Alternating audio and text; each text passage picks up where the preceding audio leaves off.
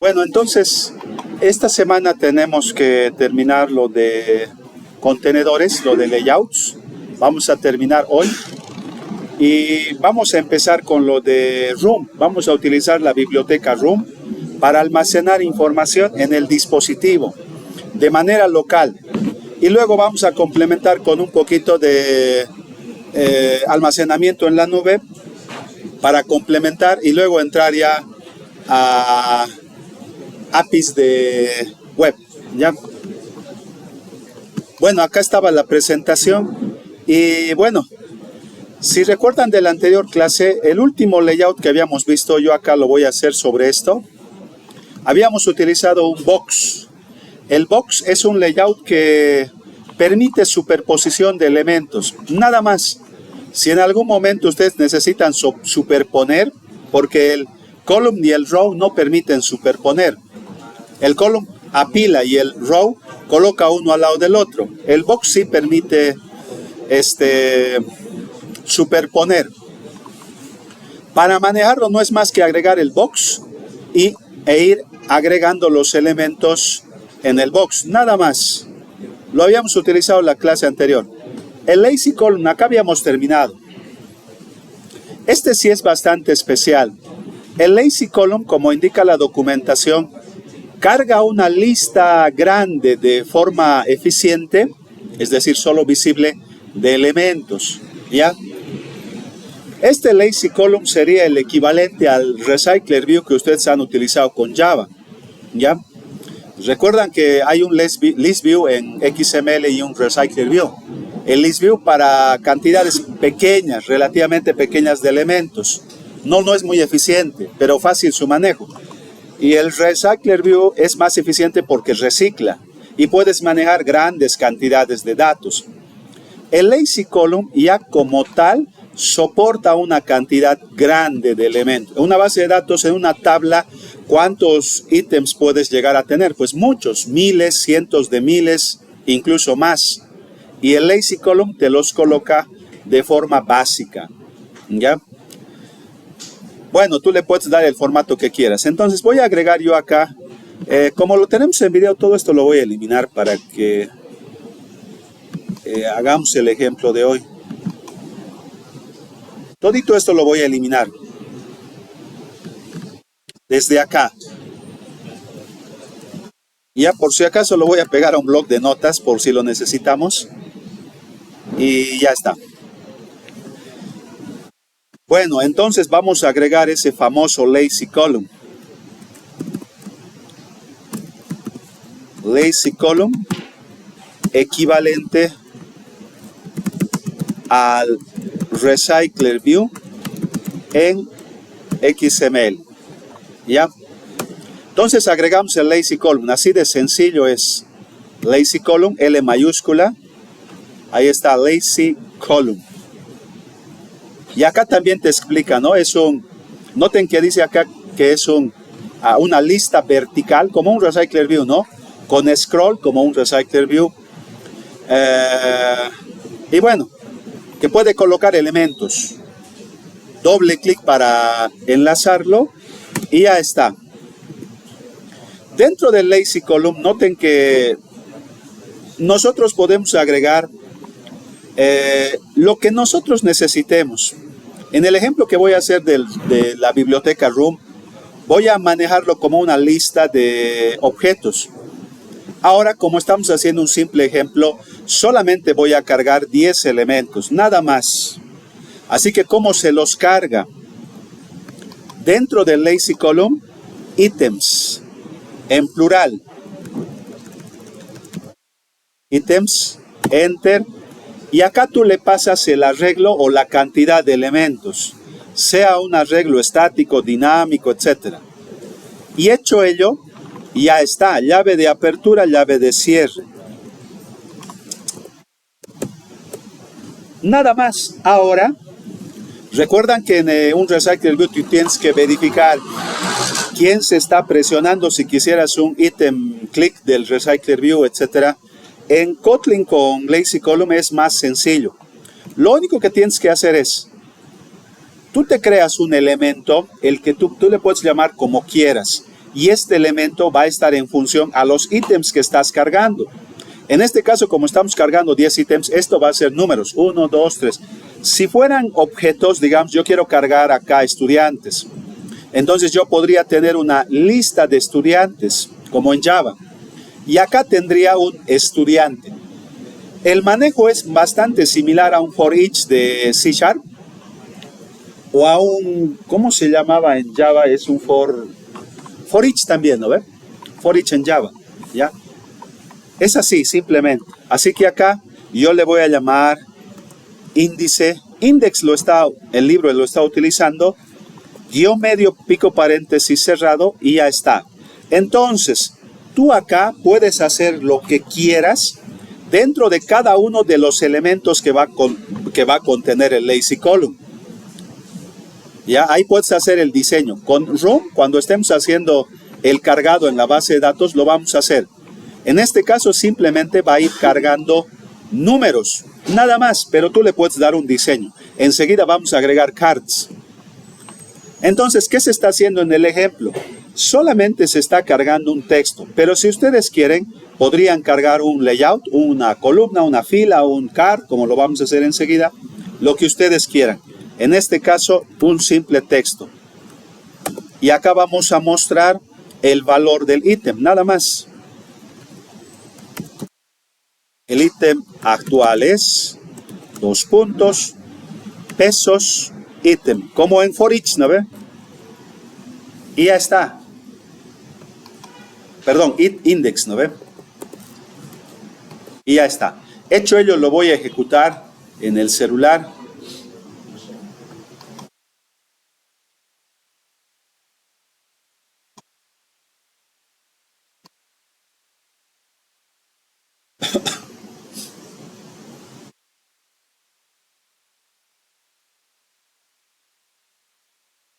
Está cargando. Y ahí está. Como pueden ver, acá nos está cargando los 10 elementos. Ustedes pueden cargar la cantidad que quieran.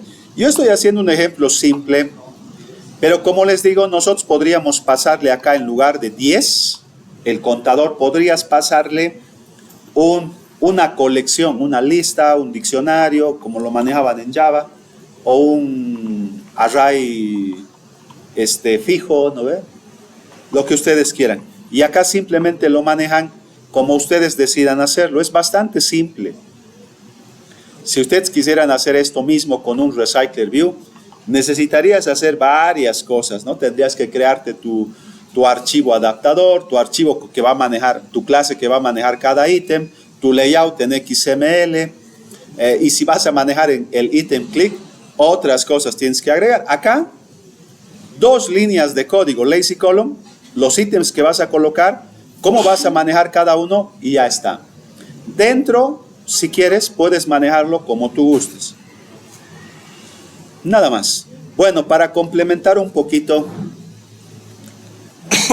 en Compose se puede utilizar también cards, como en Java, como en XML. El card de Compose es un contenedor visual que agrupa contenido en un bloque con bordes redondeados y sombreados, sirve para destacar información importante, etcétera, etcétera, ¿no? Se usa mucho en formularios, perfiles, listados, tarjetas, etcétera. El manejo del card es también bastante simple. Material Design indica que un card tiene que tener elevación, como todos los elementos de Material Design, ¿no? Tiene que tener una elevación con la propiedad elevation, tiene que tener los contornos que normalmente son redondeados, shape, y puedes tú utilizar modificadores para alineaciones, para márgenes internos, para ajustar el tamaño, etc. Bueno, este sería el ejemplo de la implementación de un card, ¿ya? Así que vamos a aprovechar y vamos a hacer lo que les decía.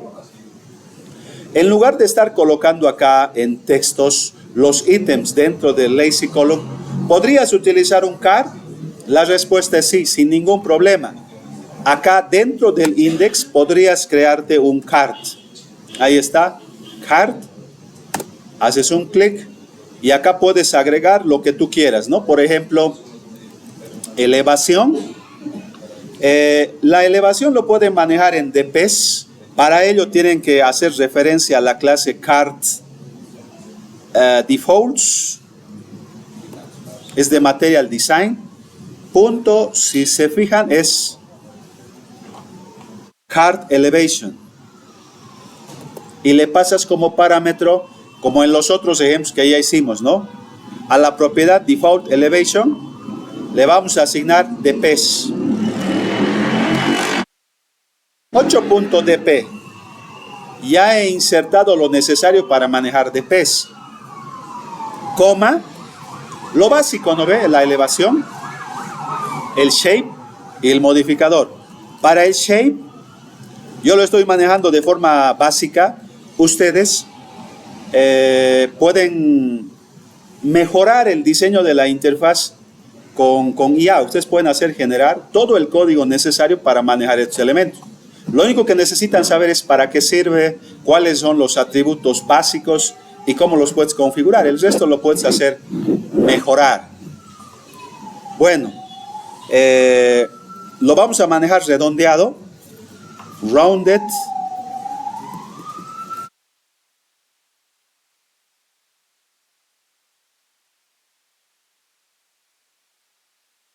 Corner shape. Y le pasamos igual los DPs que quieras que tenga el radio del contorno. Unos 12 DPs también. Estamos haciendo algo simple, como les digo, podemos hacer mejorar esto. Y el modificador, que lo único que va a hacer es establecer un padding, nada más, margen interno, de unos 16 dps, nada más. Esa es la parte de la configuración visual del card. Ahora, dentro del card, ¿qué vas a colocar? Bueno, en realidad lo que tú quieras, ¿no? Lo que tú quieras. Entonces, nosotros, ¿qué vamos a colocar? Podríamos hacerlo similar a esto. Podrías agregar una columna dentro de del card, si tú quieres. Tal vez ustedes así lo han hecho en XML. Puedes crearte un layout para un ítem del Recycler View y ahí tú puedes agregar el contenedor que tú quieras. Content layout, card, lo que quieras, ¿no? Pero acá también puedes hacerlo de esa forma. Una columna y acá adentro agregaríamos recién el texto. Bueno, el texto lo tenemos acá abajo, ¿no? Lo voy a cortar, pegar, control X, lo coloco dentro y ya está. Hecho ello, les muestro cuál sería el resultado. Lo voy a volver a ejecutar. Acá yo ya tengo en ejecución el elemento y lo vamos a revisar.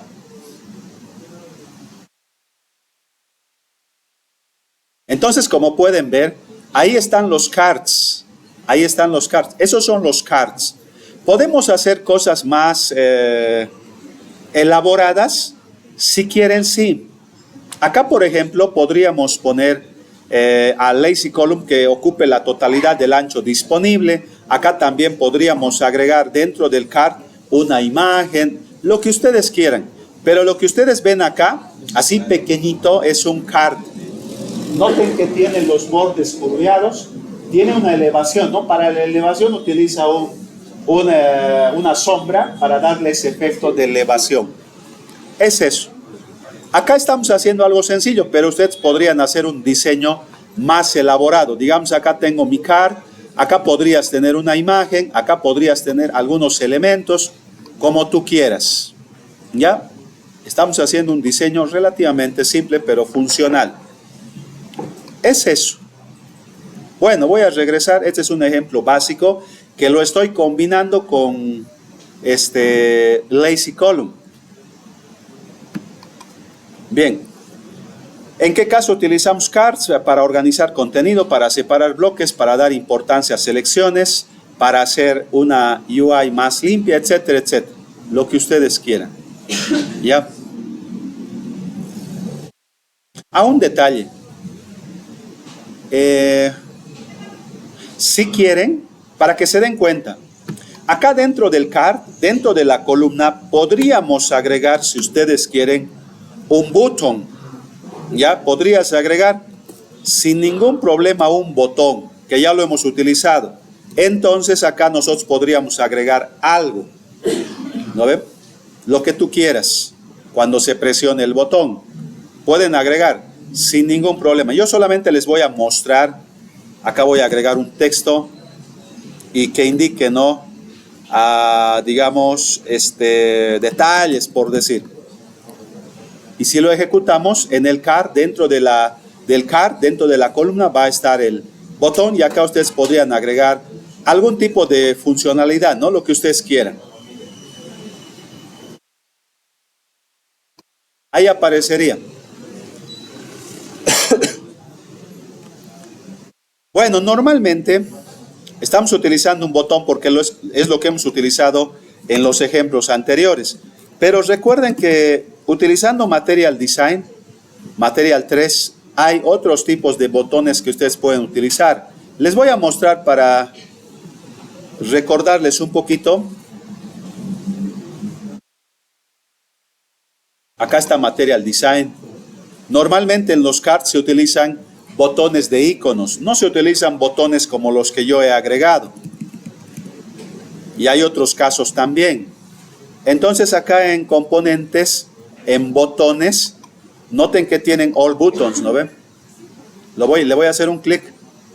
Está cargando, está un poco lento el internet. Otra vez componentes, botones, all buttons, está cargando. Y acá están esos famosos botones de icono. Está cargando. Estos son los botones de iconos. Los labels. Acá te dice, perdón, ¿dónde está? Icon button, el 3. Acá está, icon button. Tú simplemente agregas un iconito y ahí te va a agregar el botón.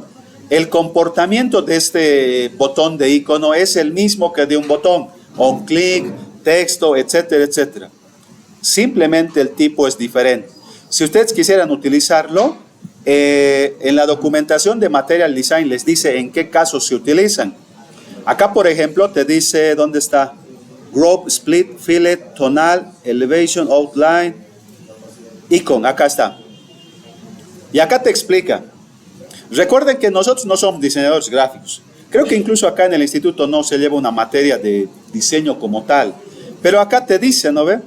El más compacto y el más compacto, ¿qué es esta palabra?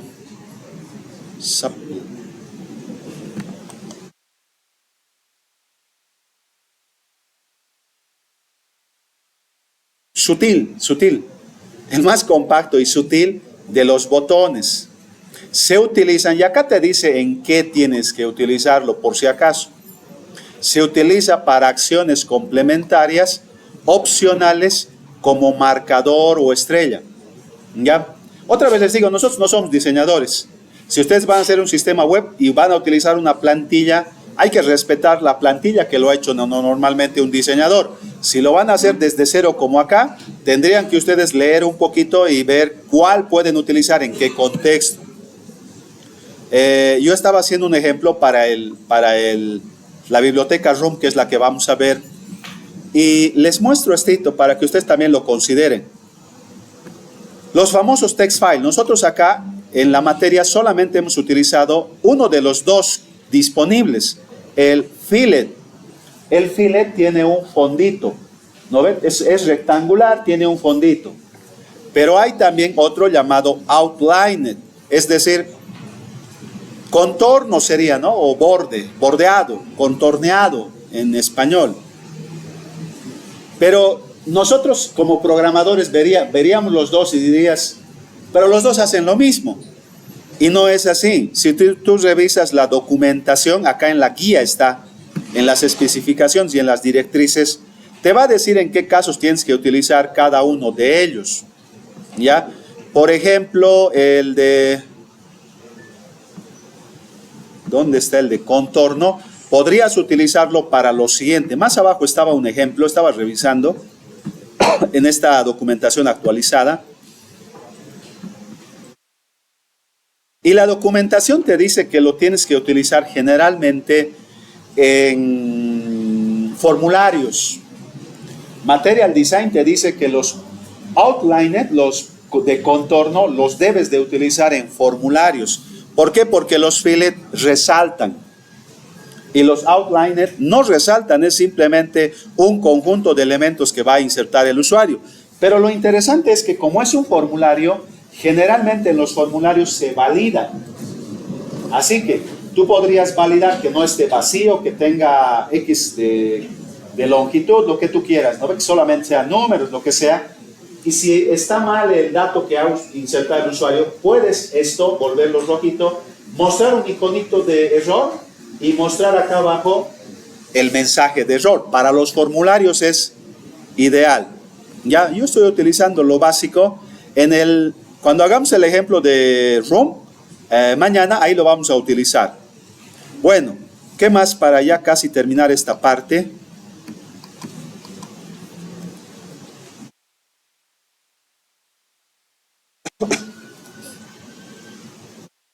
Esto ya lo habíamos visto. Alineación también ya lo hemos visto con ustedes, ¿recuerdan? Horizontal alignment para columnas, vertical alignment para filas y el spacer para agregar espaciados, ya sea en ancho o en alto. ¿Qué más me falta de esto? Ya hemos visto radio button, checkbox y bueno, para las validaciones básicas es bastante sencillo. No es nada complicado, creo que ya habíamos hecho un ejemplo. Sin embargo, con ROM vamos a complementar. Yo voy a utilizar un outliner y ahí vamos a validar que no esté vacío, que tenga X cantidad de caracteres, etc. No es complicado y en la parte de la lógica es tan simple como decir is not blank, como en el primer bimestre, no es vacío. Y la edad no es vacía. Y noten que esto que llegaría a ser aceptar términos. Yo en este ejemplo estoy agregando un checkbox. Y recuerdan que los checkbox o es true o es false. Es false si no está seleccionado. Es true si está seleccionado. Entonces, si esto es true, si está seleccionado, te va a permitir agregar el registro del elemento. Para optimizar un poquito el tiempo, el formulario que tenía pensado hacerlo ahora, lo voy a hacer mañana con Room directamente para ganar un poco de tiempo. ¿Ya? Bueno. Ahora sí, para utilizar Room, tenemos que hacer un breve repaso a lo que es SQLite. No sé si han visto el año pasado SQLite para que veamos así rapidito lo que es SQLite. Yo les voy a pasar la presentación. Ahora solamente voy a hacer así rapidito una breve introducción rápida. Y mañana con Room, lo único que vamos a necesitar son queries, consultas, nada más. ¿Ya? Bueno, entonces les mostraré así rápido lo que es SQLite y por qué lo tenemos que manejar así y qué maneja Room en base a SQLite, nada más. Bueno, entonces así rapidito me voy a pasar lo básico. Y la justificación. Hasta ahora lo que hemos hecho nosotros es algunas aplicaciones móviles con XML, Kotlin, Compose y Kotlin. ¿Ya? Pero hasta ahora no estamos almacenando información de forma persistente. Hay varias formas de hacer esto, sí. Tal vez el año pasado ustedes han utilizado archivos de texto. ¿No ve? Tal vez, no sé. Se puede hacer eso. Hay otras estructuras como en JavaScript que permiten almacenar también cierta información. Pero no es lo mismo que una base de datos. Una base de datos involucra temas de concurrencia, seguridad, etcétera, etcétera. Ahora la pregunta es, ¿no? ¿Qué cantidad de aplicaciones no requieren almacenar información? Y la respuesta es muy pequeña la cantidad de aplicaciones que no van a requerir almacenar información. Se necesita almacenar información. Es por eso que el uso de bases de datos en aplicaciones móviles es muy importante. Ustedes en la materia de base de datos están viendo seguramente MySQL o quizás SQL Server, no lo sé. Lo pueden integrar también. Alguien me dijo que el año pasado lo hicieron con MySQL con Java. Misma lógica es, pero yo les voy a mostrar Room y van a ver cuál es más fácil. Ahora hay que tener cuidado, ¿no ve? Hay que tener cuidado. Cuando nosotros almacenamos información en el celular, Con ese SQLite tú puedes hacer estructuras de base de datos, entidad, relación bastante grandes. Pero yo les aconsejo que si la estructura va a ser muy grande, no lo manejen con SQLite. Es mejor manejarlo nomás con MySQL. ¿Ya? Es nomás mejor. Pero MySQL acaso guarda la información en el celular, y la respuesta es no, tendrías que tener MySQL en la nube y conectarte, ¿no ves? Yo por eso les estoy mostrando SQLite. Vamos a crear una base de datos en el celular, ahí dentro, y nos vamos a conectar para guardar y recuperar o modificar o eliminar información, nada más, ¿ya? Este es el sitio web de SQLite. Yo les voy a mostrar y ustedes van a poder, si quieren, curiosear un poquito. Esto yo no les voy a, o tal vez en una práctica les pida, pero esto es básico, no es nada complicado, ¿ya? Este es el sitio web de SQLite. ¿Y qué es lo que dice el sitio web de SQLite? Yo he hecho un resumen, ¿ya? Pero tomen en cuenta que SQLite no es la única alternativa, ¿ya? Si necesitas almacenar información en el celular para algo que no sea muy grande, la alternativa ideal es SQLite. Si quieres almacenar cosas más complejas, y además depende si necesitas una infraestructura cliente-servidor, como lo que están haciendo en sus proyectos, necesitas sí o sí un servidor. Para ello, como ustedes están viendo en base de datos y han visto el año pasado MySQL, yo les voy a mostrar de Google Firebase para que ustedes lo complementen. Bueno, ¿qué es SQLite? Así rapidito, es un RDBMS, es un sistema de administración de bases de datos relacionales, pero con el término integrado, nada más, lo mismo que MySQL, lo mismo que SQL Server, etc. ¿Cómo lo diferencian? Ustedes cuando van a cargar, porque la mayoría de los proyectos acá en el instituto lo hacen con MySQL, la mayoría de los proyectos finales. ¿Y qué necesitas tú para tener MySQL? Pues necesitas un servidor, y no me refiero a una máquina, necesitas un equipo servidor, ¿ya? ¿Por qué necesitas un equipo servidor? Porque se supone que si vas a tener un sistema, ese sistema debería de soportar mínimamente una cantidad de usuarios relativamente pequeña, pero debería de soportar. Si ustedes le cargan un MySQL en esta máquina, que es un Intel Core i7, etcétera, va a funcionar para lo básico, pero a ver, conéctate de 10 equipos a esta computadora y haz transacciones, etcétera, no va a funcionar. Nosotros en el instituto, para hacer pruebas, lo instalamos el servidor aquí mismo. No es lo aconsejable, es simplemente para probar, ¿ya? Es más, si tú vas a cargar MySQL en un servidor en la nube, dependiendo las características que quieras, te van a cobrar X cantidad de dinero. Bueno, entonces a diferencia de esas bases de datos, Oracle, SQL Server, MySQL, necesitas servidores independientes. Necesitas servidores independientes. Si no tienes un servidor independiente, no funciona. No funciona. Es más, si tú tuvieras MySQL en la nube y yo como cliente quiero conectarme y no tengo conexión a internet, no va a funcionar. Porque esto funciona bajo la arquitectura servidor y cliente, ¿no ven? Los dos tienen que estar disponibles. ¿Y cómo funciona SQLite? SQLite, al ser incrustado, no requiere esa arquitectura cliente-servidor. No necesitas instalarte un servidor, no necesitas un servidor como tal. No, porque además SQLite es solamente una biblioteca. ¿Ya? SQLite no es un servidor, es simplemente una biblioteca. Room, que vamos a utilizar sobre SQLite, también es una biblioteca. No necesitas instalar nada. Además, al ser incrustado, todos los sistemas operativos Android ya tienen SQLite dentro, integrado. No tienes que ni siquiera descargarte la biblioteca SQLite, no necesitas nada. Simplemente utilizarlo y ya está. Es por eso que SQLite es la base de datos más utilizada a nivel mundial. ¿Por qué?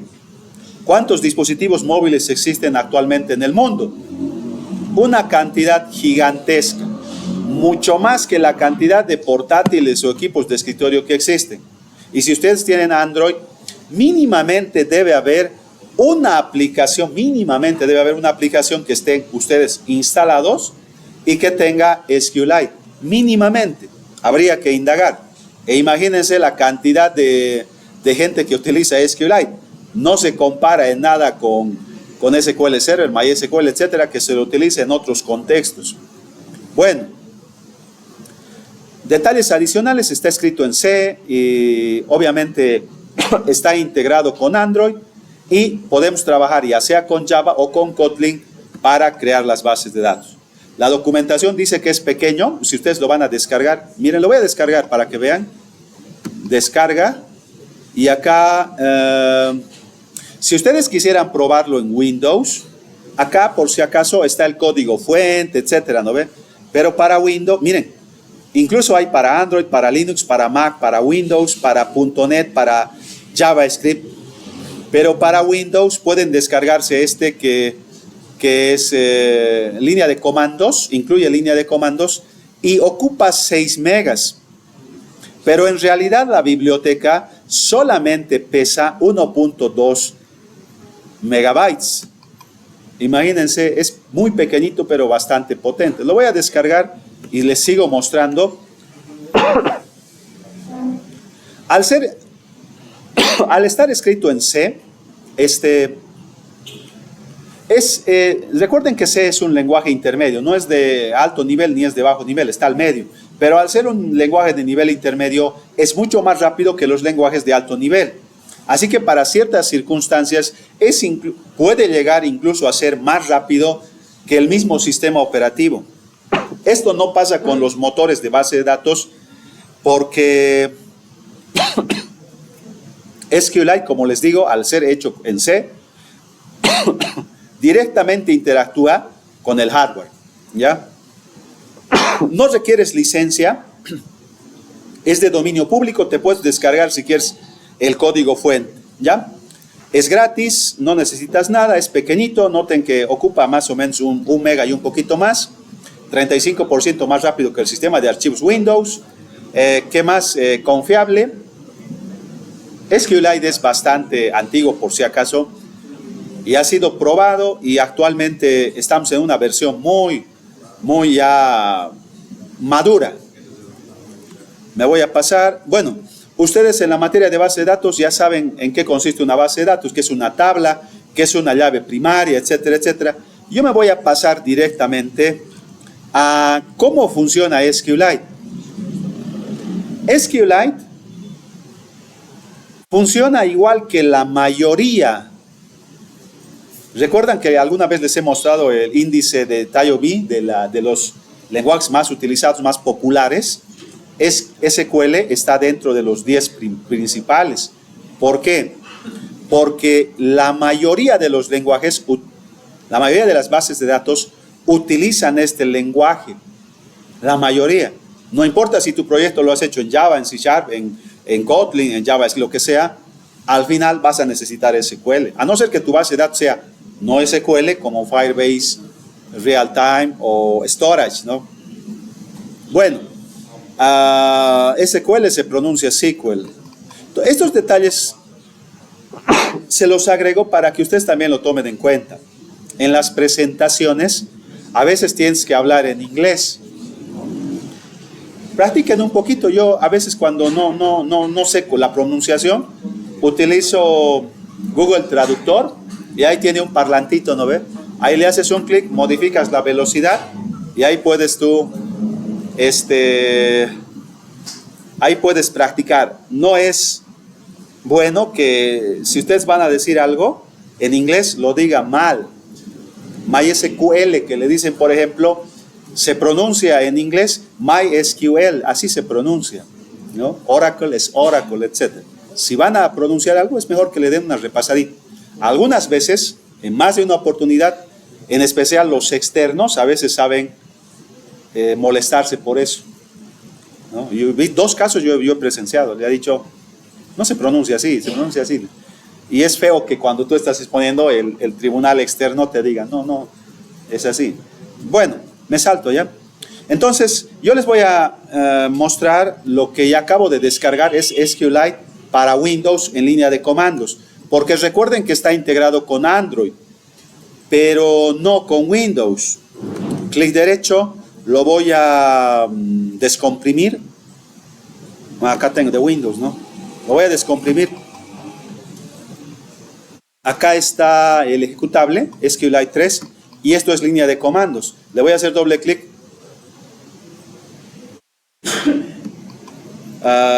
Bueno, lo voy a copiar esto al disco local C. Así rapidito voy a crearme una carpeta. Solamente quiero mostrarles y repasar lo que ustedes ya saben, han debido ver, están en base de datos 2 ustedes, así que SQLite. Esto es más sencillito. Voy a pegar acá y lo voy a abrir desde la consola, ¿ya?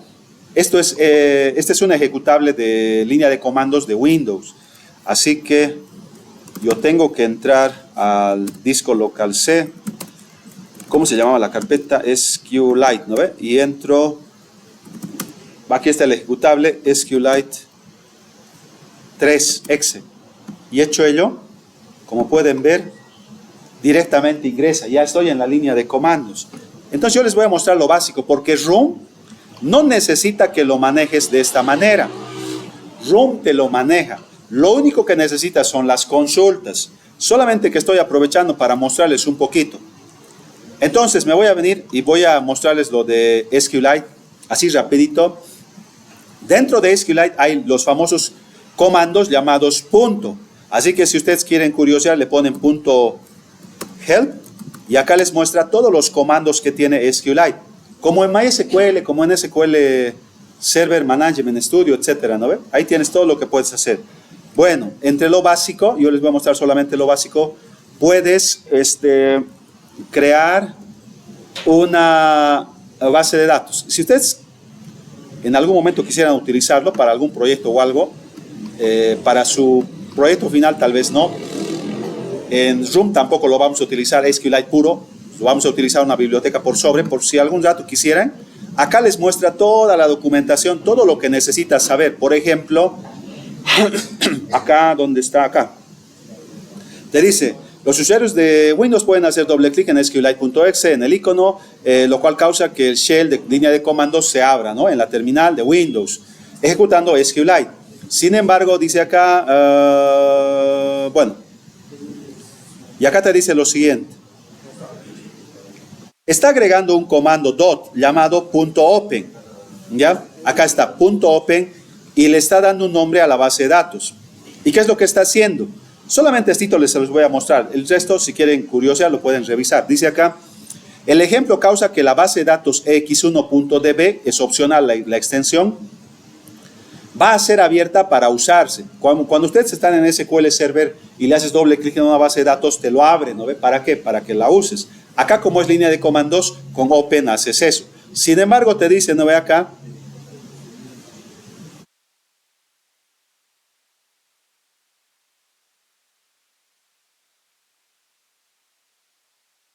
If doesn't, dice, el archivo ex1.db va a ser creado si es que no existe previamente. Voy a hacer un ejemplo así sencillito, rapidito. .open espacio incos.database, enter, y hecho ello, esta base de datos no existe, me la está creando. ¿Dónde lo crea? En el mismo archivo. Acá aparece incos.db y ahí ustedes pueden crear la estructura que ustedes quieran. En SQLite pueden crear estructuras, pueden tener llaves foráneas, pueden tener relaciones de tablas, etcétera, etcétera. En el ejemplo que vamos a hacer algo sencillo. Voy a solamente crear una pequeña tabla. Así que me voy a saltar directamente a las consultas de lo que es SQLite, ¿ya? Ahora, antes de pasar a las consultas, recuerdan que en Oracle, la base de datos que estén utilizando ustedes, hay varios tipos, un montón de tipos que pueden utilizar. En SQLite, 3 son los importantes: integer, real y text. Integer, entero; real, decimal; text, texto. Para colocar texto, comillas simples. Números decimales enteros, no necesitas comillas, nada, como en las consultas que ustedes han debido hacer. Y acá lo que se realiza es lo básico de las consultas. No quieres, ya nosotros ya hemos abierto nuestra base de datos. Si quisieras crear la tabla, pues acá, yo estoy en Windows, ¿no ve? No hay diferencia mayúsculas de minúsculas, pero recuerden que en SQL es mayúscula, ¿no ve? Yo lo voy a hacer todo minúscula. Create table, le dan un nombre, digamos prueba, y acá, como ustedes lo hacían seguramente en base de datos, campo 1, tipo campo 1, campo 2, tipo campo 2, campo 3, tipo campo 3, etc. Así que yo puedo poner acá, digamos, campo 1, ¿cómo le voy a llamar? Digamos, ID, espacio, integer, ¿no ve? Coma, campo 2, digamos el nombre, tipo, texto, coma, un campo 3, digamos, peso por decir, Unreal. No, ya no hay coma, paréntesis cerrado, esta es una consulta, punto y coma, enter, y te lo genera. Si ustedes hacen el comando .tables, te muestra las tablas que existen. Así de sencillito es. Pero para que ustedes puedan hacer algún tipo de verificación, porque en Room vamos a crearnos una tablita en una base de datos y trabajar ahí, necesitamos establecer la estructura básica de la tabla. Así que para ello me voy a saltar. Recuerden, ¿no? Para eliminar una tabla, drop table, ¿no? Nombre de la tabla. Hay que tener cuidado, pero si se borra, se va a borrar todo, ¿no? Siempre hay que hacer un respaldo. Siempre hay que hacer un respaldo, ¿ya? Porque es importante. En sus proyectos, lo principal es la base de datos. Su base de datos tiene que estar bien para después recién hacer la interfaz de usuario. Y ahí ustedes cuando ya su estructura esté totalmente bien, seguramente van a necesitar datos por defecto, que lo pueden cargar en un script. ¿No ve? Los datos del usuario administrador, de los roles, etcétera, etcétera. Y esa base de datos vacía, tienen que guardarlo bien. ¿No ve? Porque ustedes seguramente van a probar y ingresar, etcétera. Y cuando quieran vaciar, ¿qué van a hacer? Van a demorar queriendo vaciar los datos. Cargan la base de datos vacía y siguen trabajando. Otra segunda base de datos que deberían tener es una base de datos que contenga ya la información para hacer la demostración. Y ahí los datos tienen que ser reales. Yo estoy probando acá con test.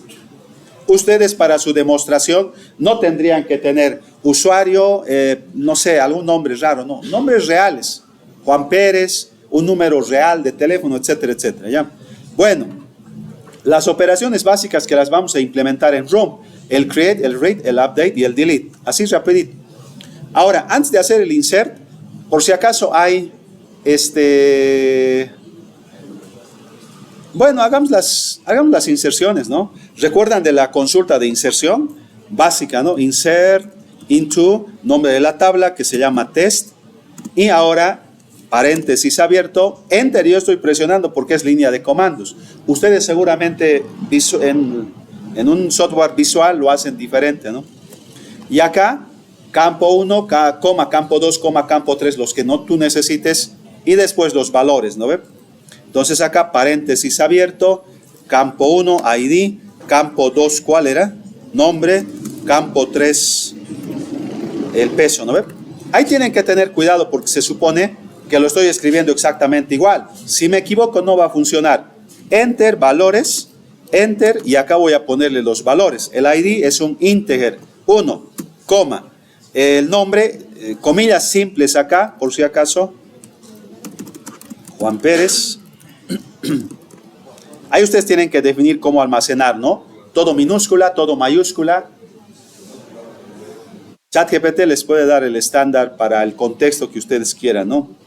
Juan Pérez, porque a veces en sus demostraciones se ve ahí un registro de un producto todo mayúscula, el otro todo minúscula, el otro tipo párrafo. No, tiene que ser estandarizado, todo mayúscula o todo minúscula, o si es que es necesario tipo párrafo, la primera letra mayúscula, pues tendrían que ustedes validar eso, ¿no? Bueno, y el peso que sería, digamos, 1.5, punto y coma, y ya está, ¿no? Si quieren revisar, select asterisco from test, punto y coma, y ahí les aparece los datos.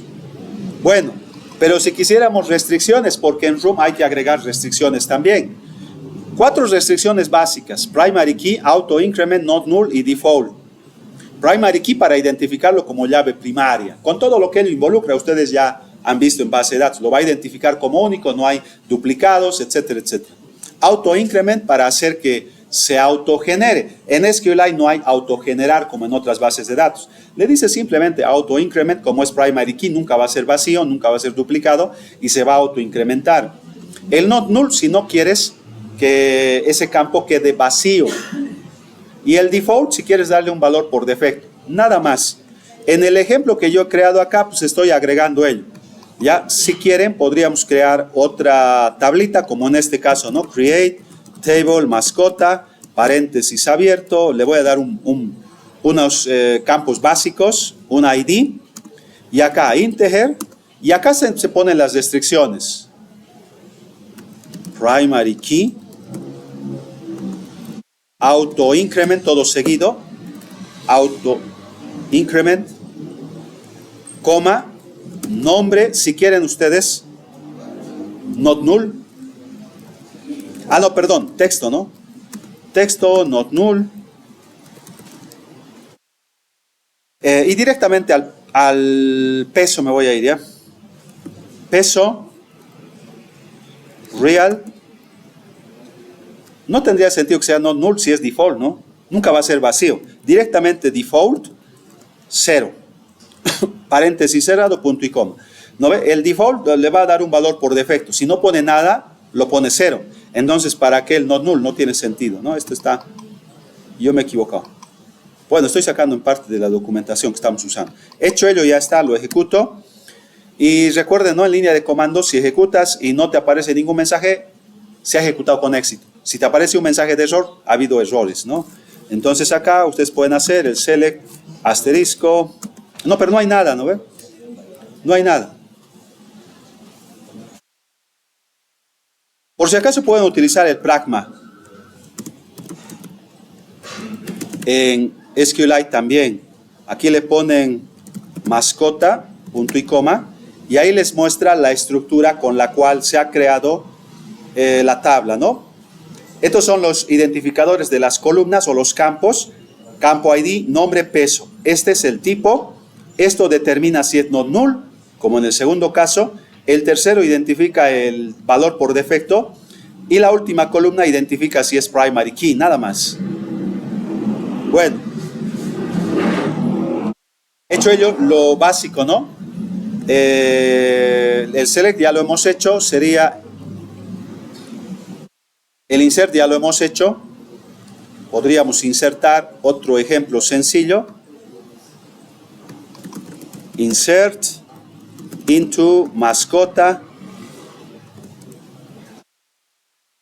Los campos que vamos a insertar. El ID es en esta otra tabla es auto increment, ¿no ve? No es necesario. Sí el peso, el nombre. El peso no es necesario porque no los autocompleta, ¿no ve? Nada más. Valores. Comillas simples. Juan Pérez, comilla simple, paréntesis, punto y coma. Ahora pueden hacer ustedes el select, asterisco from mascota. Y como pueden ver, ya tengo registrado ello. Para lo último, antes que me gane el tiempo, para lo último, mañana vemos lo de Room. Para el update, noten que es igual, ¿no? Acá está update.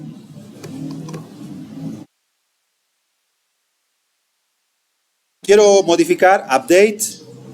Entonces, update, nombre de la tabla, mascota, espacio, ¿qué campo quieres tú modificar? El peso era 0, yo quiero modificarle. Quiero asignarle 3.5. Espacio y el identificador, ¿no? ¿Cómo lo vas a ubicar? Where.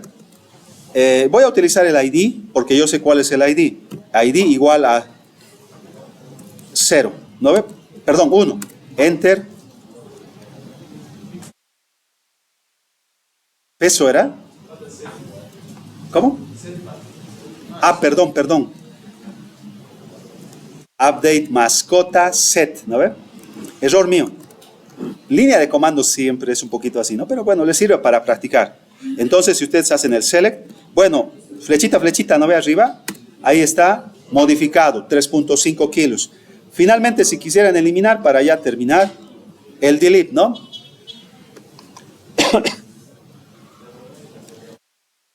Delete from mascota where ID igual a 1.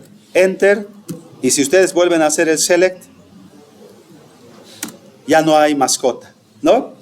Eso es lo básico. Todo lo que han visto de SQL, como por ejemplo, a ver, ¿qué no les he mostrado? El order by, los alias, etcétera, funcionan sin ningún problema. Pero yo estoy haciendo un ejemplo sencillito. Mañana con Room también voy a hacer un ejemplo sencillo, nada complicado. ¿Ya? Este material yo se los voy a pasar para que lo puedan revisar. Si en algún momento tienen ustedes una aplicación y quieren almacenar información de manera local en el celular, esta es la alternativa adecuada. Y luego lo complementamos con Firebase para ahí ustedes lo puedan manejar en un servidor en la nube. Lo voy a